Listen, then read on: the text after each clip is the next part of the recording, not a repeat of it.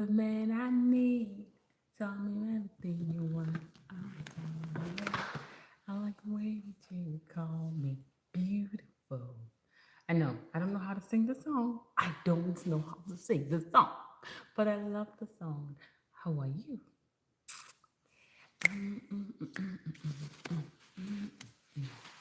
How you guys doing? Hey, hey mamas, hey papas, hey friends, hey lovers of Julez Corner, hey haters of Julez Corner. How are you all doing? You guys know I love all of you. I love everyone. I love both the haters, the lovers, the fighters. I love all of you. I cannot say no to any of you. But are you all doing good? You are doing wonderful. Hmm? What's up? What up? What up? What up? What up? What up? What up? What up? Hey, let me make some sounds with my voice. Making some sounds with my voice. Alright. Making some sounds with my voice. Making some sounds with my voice. So, dear diary, it's Julez Corner here today. Do you know what actually happened yesterday? Hmm. Are you ready for this? Because you are going to be shocked. You are going to be amazed. I know if I come back here in the next 1 week, 1 month, 1 year to read this, I'll be shocked at myself. I'll be amazed at what I did. And I'm thinking, do I want to spill it on this live stream? Or do I want to wait and make a video out of it? Dear diary, it's so nice to see you again. It's so nice to want to drop something and tell you how resilient I have been. Some days are tough, some days are better than some, but I still keep going. Dear diary, do you know that I believe that I am going to make it on this platform? Yes, every day I come out here and I see less people. Hello, I know you're watching me. Put something in the chat so I can know who you are. Dear diary,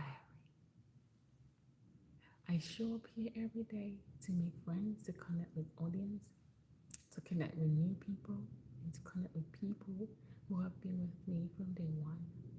And I know it's not easy, but here I am, showing up every day just to achieve that goal which I have set for myself. Dear diary, you know, sometimes when we try to do things and they don't work out as planned, we tend to give up, right? But I have found that I have this, I finally found out that I have this thing called keep going. It's called keep going. It's called keep doing it until you find a result. But don't keep doing the same thing. Keep switching, switch it up, switch it up, switch it up until you find a solution, right? We don't just keep doing the same thing to arrive at a positive result. No, we have to keep finding ways to arrive at a better result. Dear diary, I see some people watching. I see 13 people here, and none of them are liking this live. Dear diary, can you tell them to double tap on their screen? Because when they double tap, it tells the algorithm that okay, maybe 1 or 2 people like this live. Let's introduce it to more people who haven't seen this live before. And diary, you know what is shocking? Most times you see people come in and they go and they leave. And that makes you wonder, am I actually doing the right thing? Am I that bad? Or are these people not interested in what I have?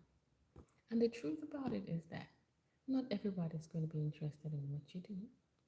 Not everybody's going to be interested in your craft. Just the same way you see some things and you're not interested and you just move on. That's the same way most people come across your life, and that's the way they're gonna feel. It's just like you in the classroom. Not everybody in that classroom likes you. Not everybody wants to have anything to do with you or want to have an interaction with you. So that's how it is on this platform. You might see 10 people coming here, and none of them will even say hi because what you have is not what they're looking for. But would you let that distract you? Because the thing is, you are not meant for everybody. You are meant for specific kind of people. You are meant for people who appreciate your work, who adore your work, and those people who recognize something in you. You are not meant for any random person. Hey Darius, how are you? Are you doing okay today? You are not meant for everyone. You are special. You are beautiful in your own way. Your voice might not sound appealing to everyone, but does that mean you are not great? No, you are great. Your looks might not be appealing to everyone, but does that mean you're not beautiful? Oh no, you are beautiful. Don't let anyone lie to you that you are not beautiful. You might have people come in and go, but does that mean you don't have a good heart? You have a beautiful heart. Don't let anybody make you feel like you don't have a beautiful heart because you are amazing. Thank you, Darius. Darius, how's your day going? And thank you for leaving something in the chat. Can you also do me a favor and double tap on your screen, Darius, so that way you can show that you like the life. But back to what we're saying. So Darius, I would like to know you. Who are you? Who is Darius Sturgis? I love that last name, Sturgis. Is that actually your last name or you just made that up? I'm sorry. But thank you so much for liking the live. Oh my God. You just made my day. So let's have a conversation, Darius. Is that your last name? Or, because I haven't seen that last name before, Sturgis. Sturgis, Darius. And where are you watching me from? Where are you watching from, Darius? And you know one thing I love about people like you? People like you are people who pour positivity into the lives of other people. Because the truth is, you don't know me. You just met me here, right? But here you are, being positive, showing appreciation of God's making, showing appreciation of who you came across. And that is not easy. That shows that you have a good heart. You're from Detroit, Michigan. How is the weather in Detroit right now? Because I heard Michigan can be very cold. And that's one thing I told myself. I don't like states that are very cold. I don't know how you guys cope. I cannot do states that are cold because, I love warm places. Places like Georgia, Florida. I love Florida, but I don't love Florida that much because Florida can get so hot. Too hot. Too hot for my liking. So, and let me tell you, the only snow I have done is just 3 days snow, and that was here in Georgia, because I'm in Georgia, and we were not happy with that. Hey, level the vibes. Where am I from? I'm from Georgia. I just said it. I am from G-A.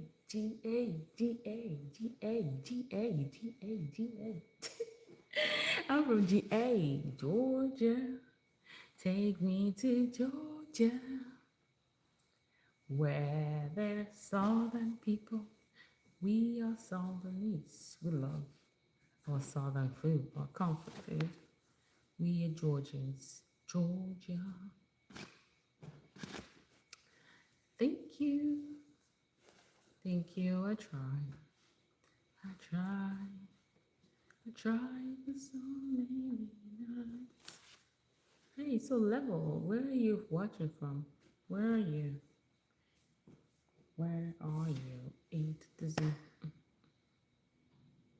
Oh, you love fall weather? Yeah. I think fall weather is like the perfect weather. You're from Maryland? Yeah. Fall weather is the perfect weather because it's not too hot, it's not too cold, it's just right there. And I love fall dressing too. Like when you dress during the fall, it just exudes elegance compared to the summer. Summer people just dress as though they don't care because they're hot. And some people during the summer, they just want to walk around naked. They just want to move around naked. But there's something about dressing in the fall where it's like your dressing is calculated because you know if you don't cover up properly, you might get cold. And you're not going to expose enough because you're still going to get cold. So there's just something beautiful about dressing during the fall. And the colors of the fall, spectacular. Orange, burnt orange, the leaves falling. The leaves falling are good, but sometimes, it's a headache. It's actually a headache. It's actually a headache cleanup, especially if you live in an area that you have so many trees around you and the trees are falling. So those kind of areas are quite tough. They are quite tough, yeah. But it's all good though. It's all for the best. All for the best. Do you know? Do you know? Do you know? Look at me. I came here to arrange this clothes, and that is what we're going to do. We're going to make sure we have everything in line, in order, so that way we don't forget. We don't forget. You grew up in Michigan? I have a coworker who is from Michigan. She hates Georgia. She moved from Georgia to Michigan. I think she came to be with her dad, and she doesn't like Georgia. She said if she has a chance, she's gonna go back to Michigan, and that's Detroit too. But she's from Detroit. Like if she has opportunity, she will go back. And I'm like, what is it about many people when they come to Georgia? They're like, oh, I miss where I'm coming from. Like I met a lady the other time. She moved all the way from New York to Georgia, and she said that is the worst decision she's ever made in her life. That if she hadn't bought the house in Georgia, she was gonna move back to New York, like without even blinking.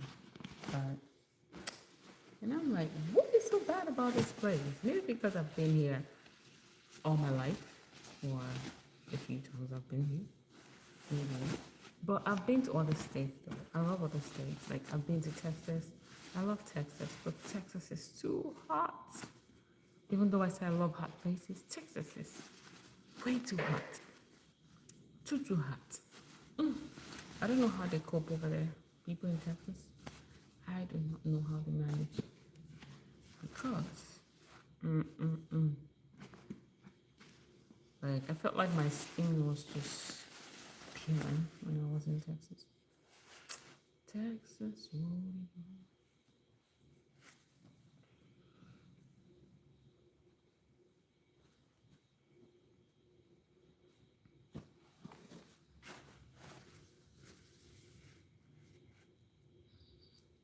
why do you think I'm about to do horoscope? You a Gemini? Oh, okay. Go Gemini. I'm a Gemini too. Go Gemini. That's awesome. But you know, I don't really believe in like horoscopes and all of that. I just know like I just believe that everyone is born with a purpose. And I don't like to box myself into like, how people say, oh, because you're Gemini, you have double personality, you're two-faced, you're this, you're that, like that. I'm like, no. I might, you might box me into having those traits, but I am unique. I am kind. I am spectacular in my own way. So I'm not gonna say, oh, because I'm a Gemini, then I'm just gonna stick with to having being double faced, like being 1 minute you're hot, the next minute you're cold. Everyone is born with something unique about them, and it's when you're able to, what do you call it? When you're able to find out that uniqueness of you that you have, or the uniqueness you possess, then you're going to thrive. Like you're going to blossom. But when you box yourself and say, oh, people say this about me, so that's really who I am.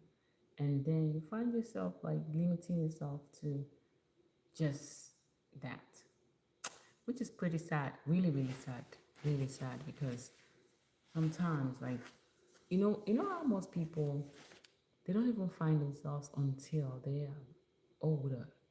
Like some people don't even find themselves until they're over 40. While some people find themselves very early, and sometimes as a result of having like guidance, people liking you, or people guiding you, or having mentors around you, surrounding you, that open your eyes for you to realize that there is more to this life than where you are at the moment. And while some people, it takes them years, because some people, it's not like they didn't have the mentors around them, but they've been closed minded. Like they are just where they are, or they just want to be where they are. Yeah, so, but we shouldn't limit ourselves. We should be able to like accept. We should be able to evaluate ourselves like once every month, or every other week. Like you sit down, you talk to yourself, ask yourself, who am I? What have I achieved this week? Or what do I intend to achieve? What do I want to do with myself? What can I do to improve myself? What can I do to improve my relationship with other people? What can I do to sustain a better relationship? Or what can I do to improve my way of thinking, or my way of seeing things, or my way of even communicating with people? So it takes a whole lot. Some people, it takes them a longer time for them to come to that phase, while some people, it just clicks. And if you're watching this live, please double tap on the screen. It's 8 of you here. I want to see 8 likes. 8 likes. Just double tap. It's free of charge. It's not going to cost you anything. I don't make any money by you double tapping on the screen. No, because I know some of you don't want to give me money, but it's okay. And thank you to whoever just did this. Like, you are the real MVP. You are the real MVP.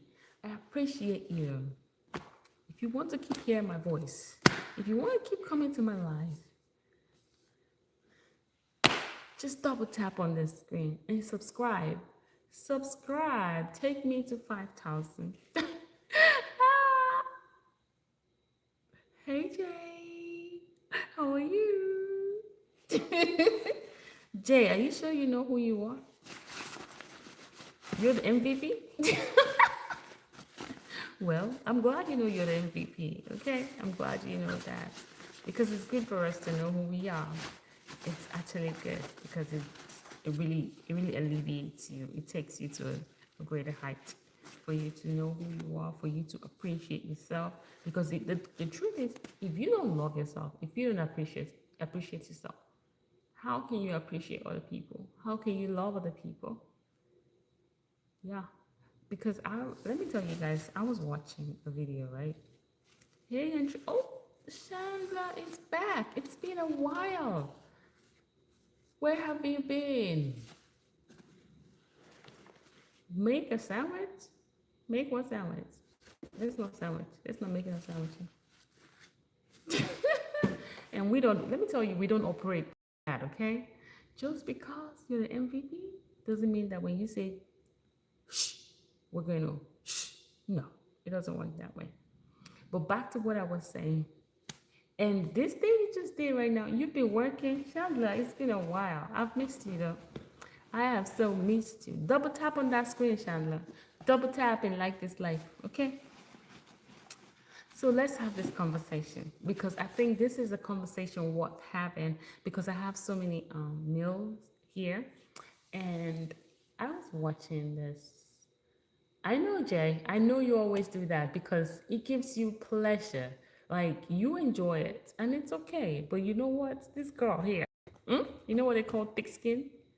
I am building that thick skin, and it is working. Like I am really surprised. I am really amazed at myself, like how far I have come. Ah, I used to be very like super sensitive.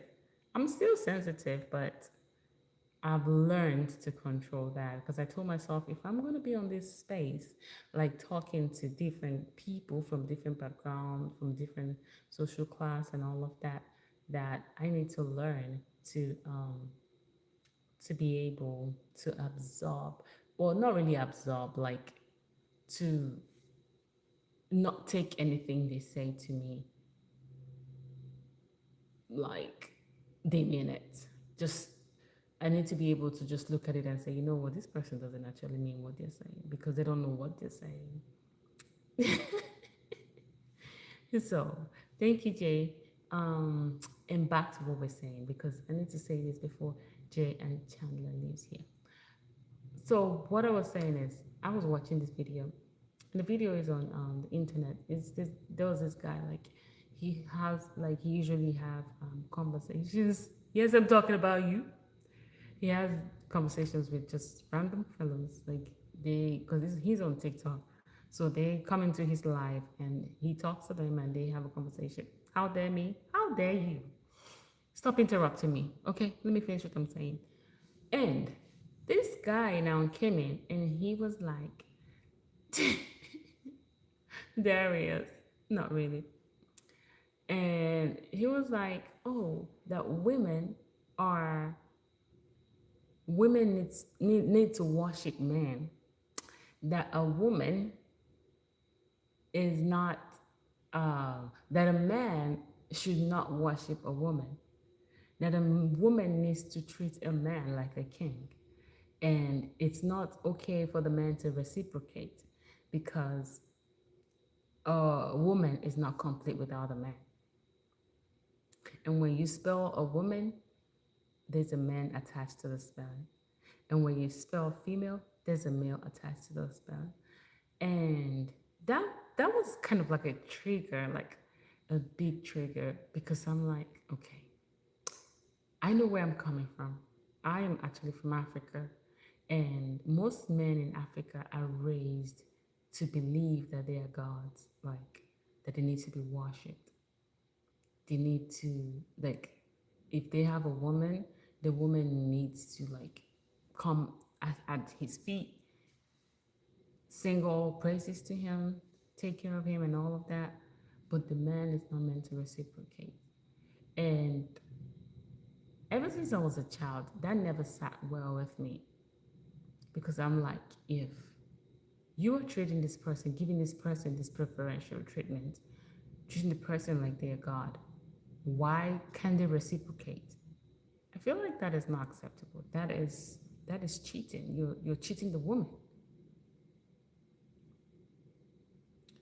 You're you're not giving the woman what she deserves, right? Because if you say a man is a god to a woman, so what is a woman to the man? The woman is a slave.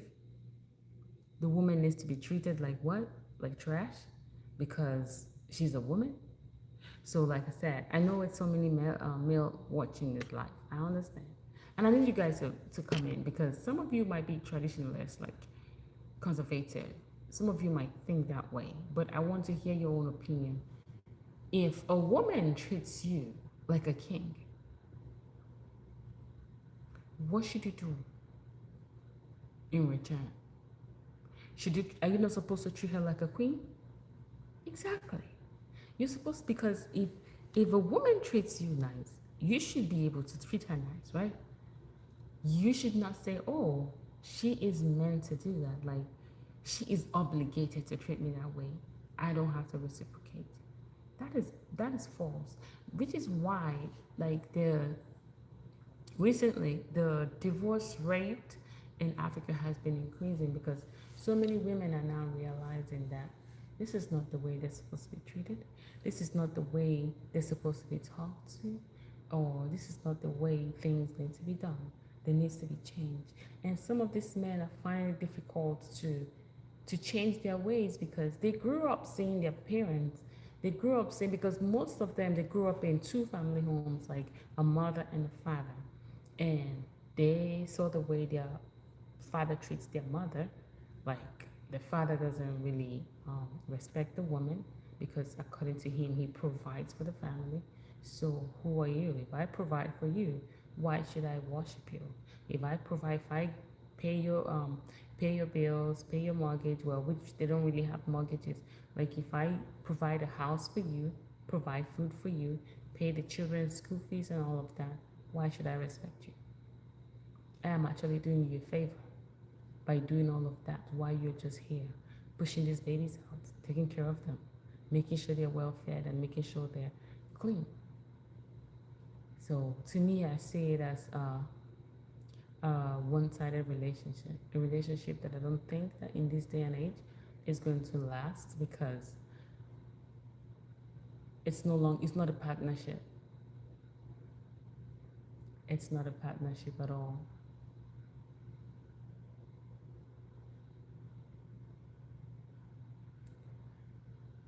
Jay, I see where you're coming from. I totally understand that. But the way the world is built right now, the way the world is built right now, some homes have to function on two incomes. And yes, it's natural to protect what you have, right? But some people, that that's that natural being, or that natural self of wanting to protect what they have, has been suppressed by the teaching. It's just like, let's say, a child that grows up in, because there's something called nature and nurture, right? You see, let's say a child was born in a rich home, or and that child, maybe the parents are very like people who don't really care about people, or maybe the parents are mean, and you move that child from that family and move that child to a family that is loving, caring, appreciative of anything anyone does for them. That child is already like in them, it's already inbuilt for them to behave rudely to people, for them to behave um, selfish, or for them to just not even care about the world. But when you move that child from that environment into an environment that is loving and caring, it's going to be hard for that child to grow into it. That's where nurture comes in, because the child naturally has this tendency to be rude, to be mean, and everything. But now being raised in a loving and beautiful place, it's gonna take a while, because I know a story of a girl who her mother was doing drugs, like, and CPS had to take her away from that family, from her mom, and one of the lady that was working for CPS decided to raise her. And the lady, she's a Christian lady, like her husband has a church, so they go to church like almost every single day.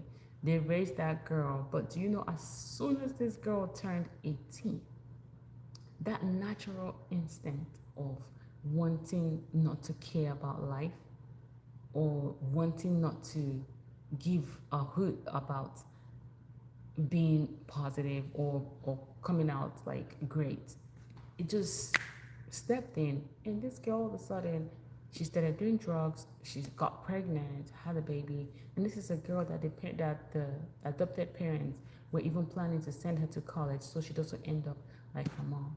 But till this day, this girl never went to college, because that natural instinct is still there for her not to care about life. That natural instinct of wanting to just live a very careless life, you know? And every day I feel so sorry for her, because I keep on asking, like, how can they really help this girl? But it's not going to. I don't think it's going to work unless the girl decides to come to her senses and say, you know what, I need to do better for myself. Because the woman has empowered to gain financial freedom, which is a good thing. In her mind, she view her partner differently. If you don't listen because you have financial option to be dead, does it cause a problem? Jay, I'm trying to understand what you're saying. Are you saying because these days women decide that women now gain financial freedom and that way that it's they view their partner different? When you say they view their partner different, do you mean that they don't have as much respect for their partners anymore, or do you mean that they tend to feel more superior than their partner, or they see themselves at the same level as their partners? Because I'm trying to understand what you're saying.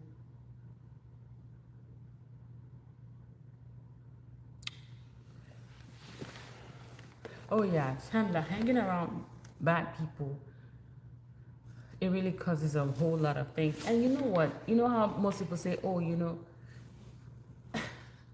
but Jay, okay, now it's kind of like you're generalizing.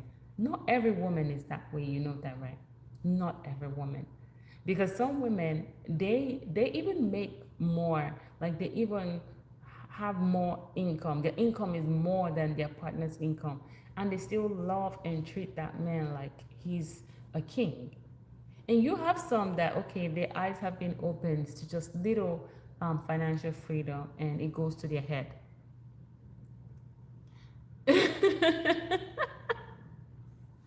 Oh, Darius, let's not even go there.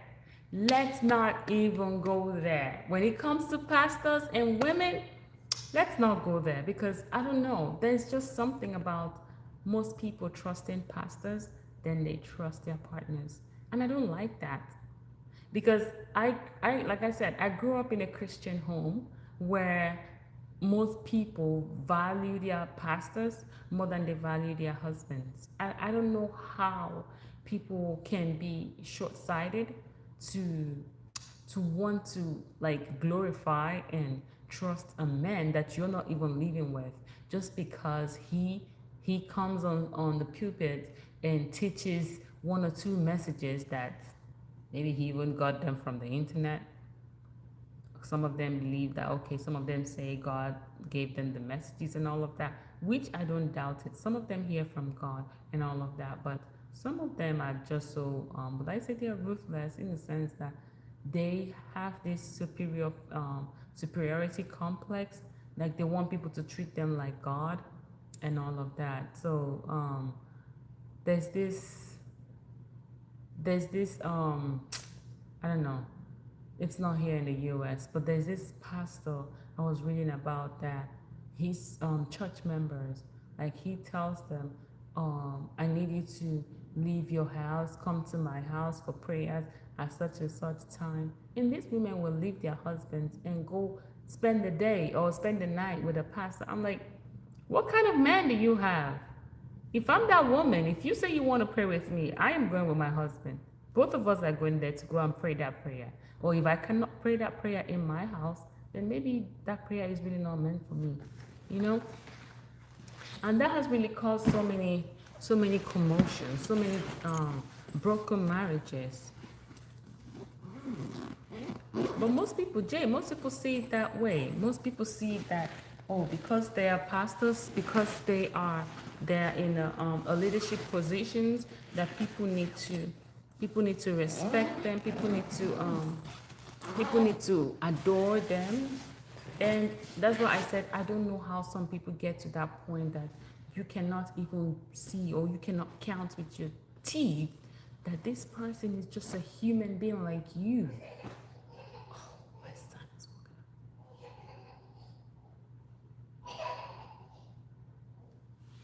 up. I'm coming. We're still going to continue this conversation. Oh, old age.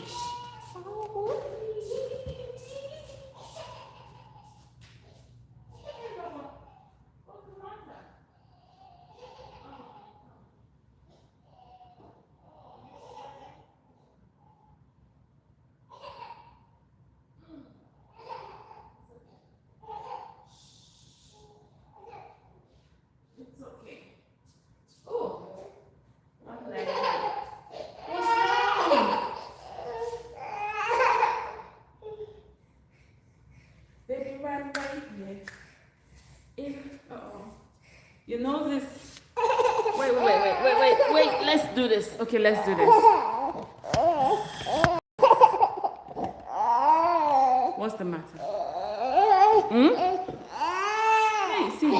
See, just see your crying face. Let's see. Okay, let me mute this.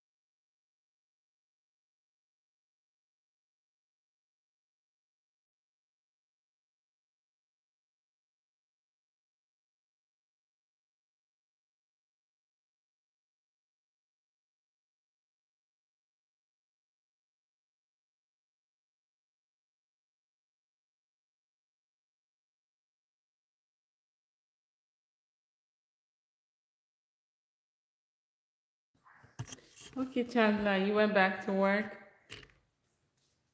All right, but thank you though for stopping by. I appreciate you.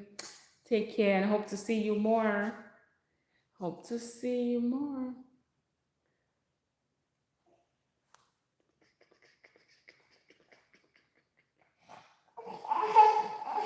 I know your nose is stuffed. Oh, Darius, you just pay your tithe and go sit in the car. But you shouldn't let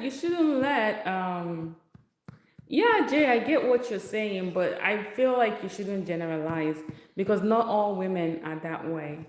Not all women are not all women that when they're financially stable that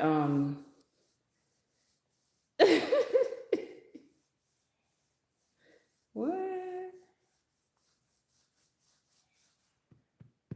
Not all women are that way. There are few women that you can say okay are that way, and there are some that even though they have so much money more than their spouse, that they still respect them and all of that.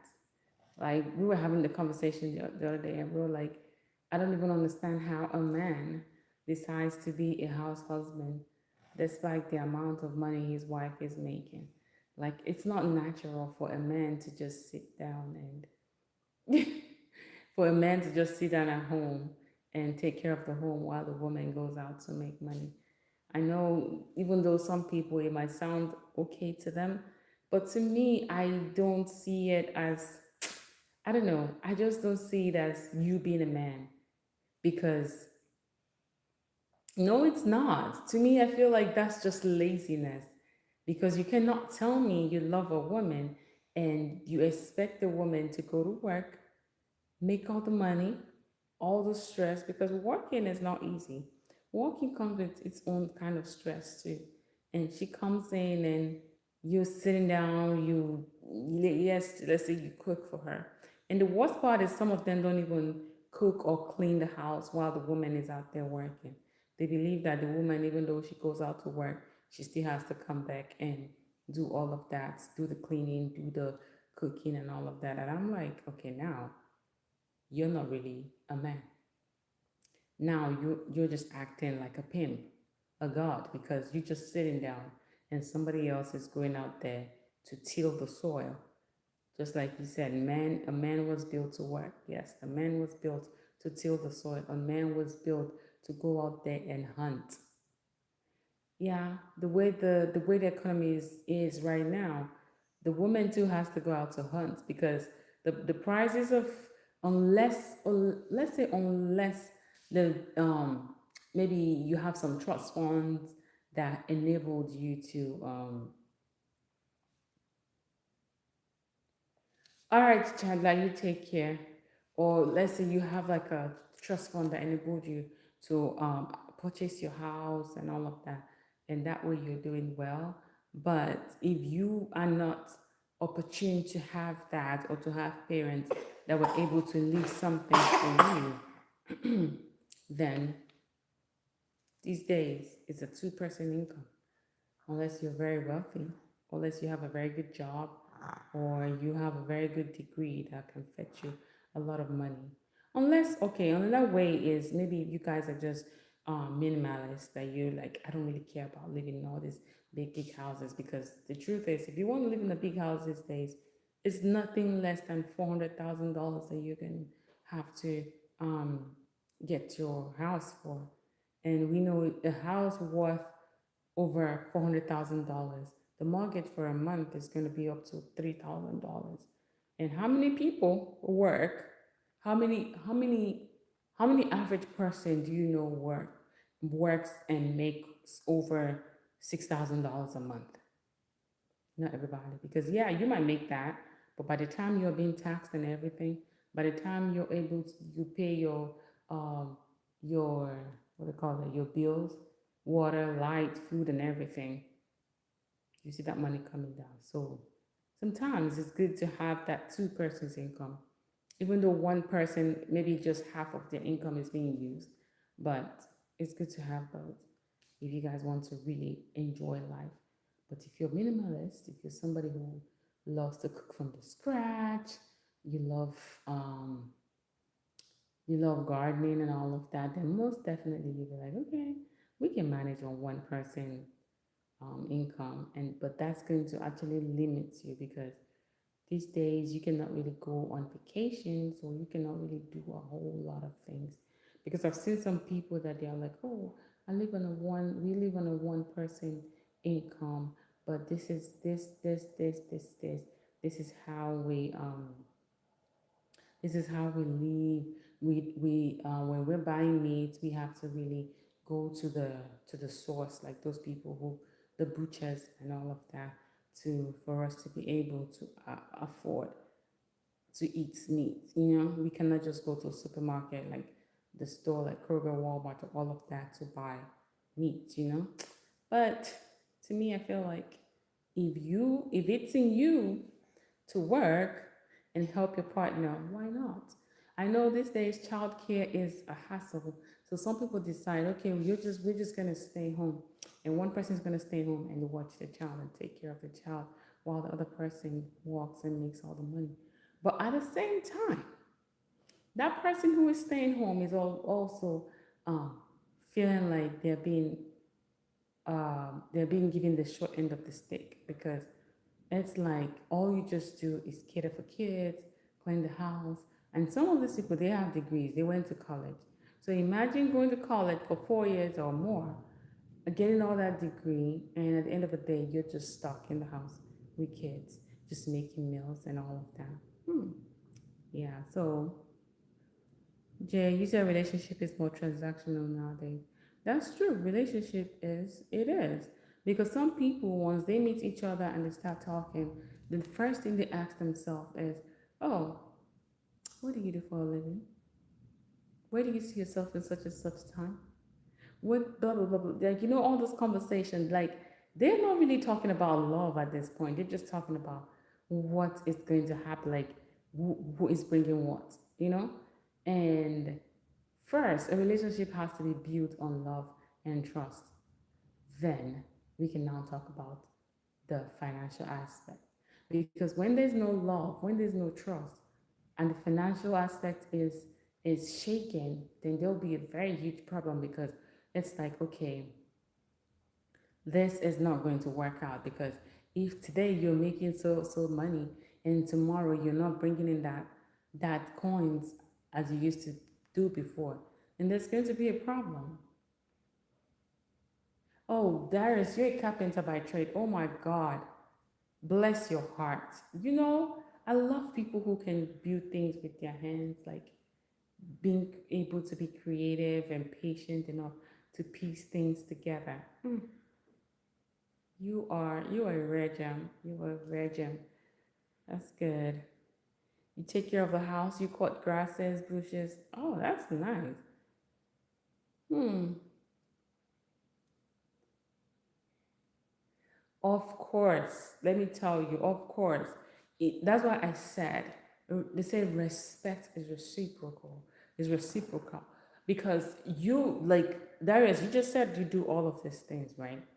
And at the end of the day, you have a woman in your house that is not doing the same or that is not respecting you, despite all the effort you put in to make sure that you guys live happy and all of that.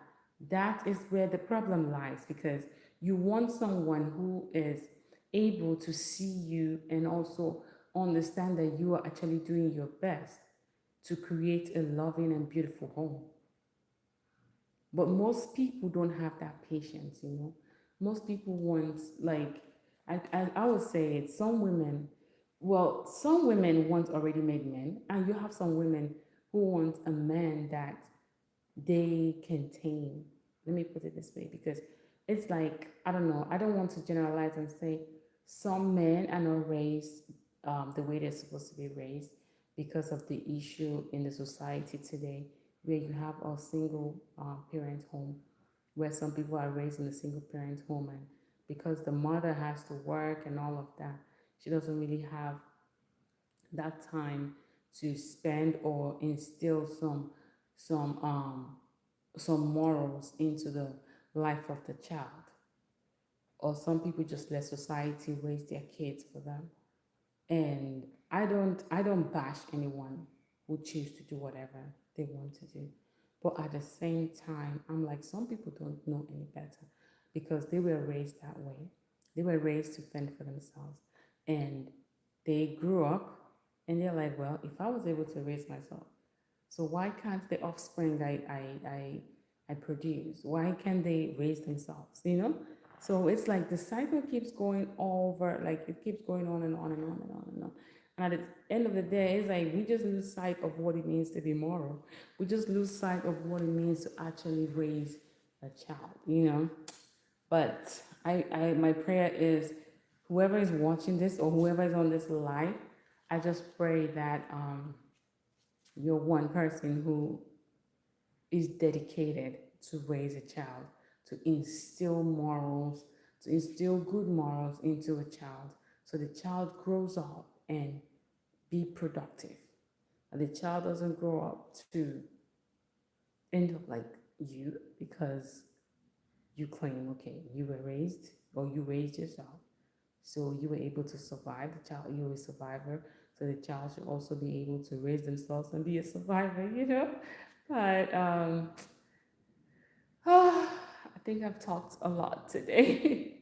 I've talked so much today.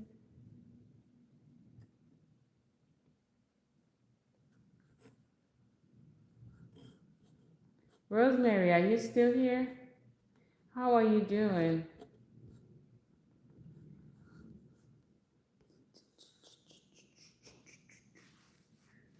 Let me try to put this boy down now and see if he's gonna stay.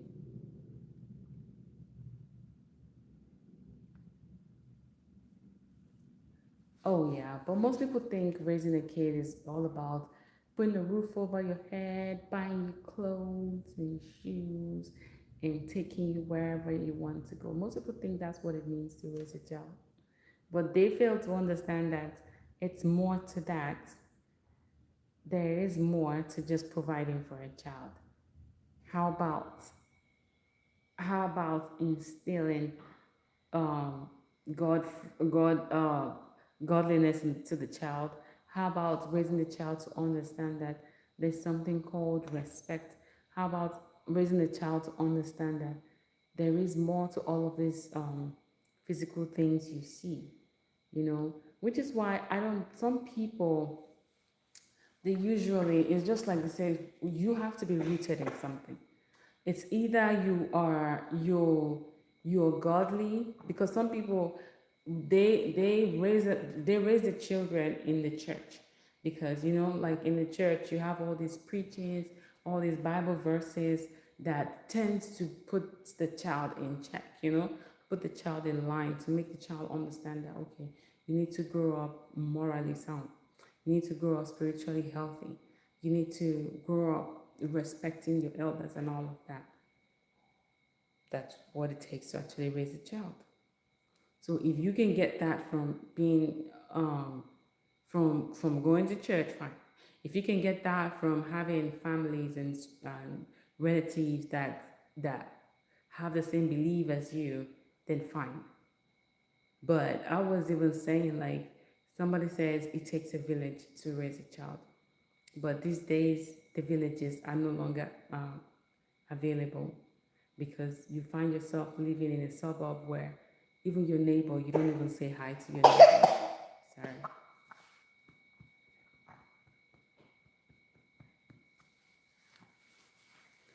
So, like, you find out that your neighbor sees you and just throws their face to the side. They just throw their face to the side, like they don't even want to have anything. They don't even want to have any conversation with you. But back in the days, like, you can live in a suburb and everyone is interested in everyone's family. Everyone is trying to, like, know who you are, understand your preference, or know what you actually want in life when it comes to raising your family and raising your kids. Just like Jay said, the village is corrupted. Yes, it is, because these days you cannot even trust somebody else with your child, even your own siblings, or nephews or nieces or uncles and aunties, because you don't even know what they have in mind when it comes to your kids. So I feel like every parent need to try as much as possible to need to try, even though they have to work. Because some people I know they have to work 2 3 jobs just to make ends meet. But I feel like if you can work one job and 2 jobs, you have the strength to do that, then you should also have the strength to also raise the kids you were able to produce.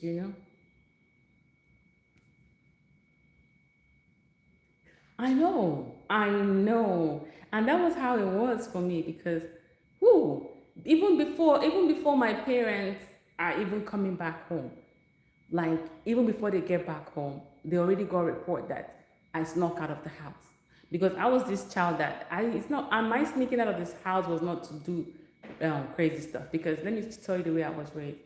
We were raised in such a way that our parents, like, when they're leaving the house, they lock the doors that we cannot be able to come out of the house. But we found a way to come out of the house without their knowledge.